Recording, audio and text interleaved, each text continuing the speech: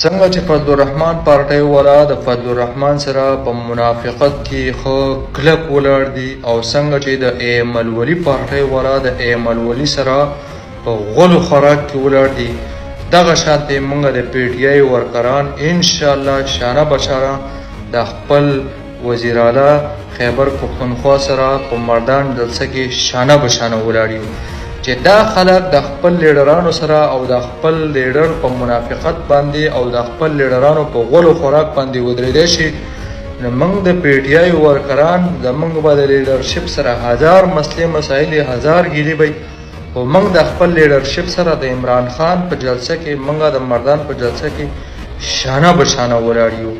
او عمران خان جلسې له به انشاءالله موږ ټول راځو. ټولو ته درخواست او اپیل دی او دعوت دی چې د جلسه د عمران خان او د عمران خان جلسې له خامخا راشئ. عمران خان زنده باد.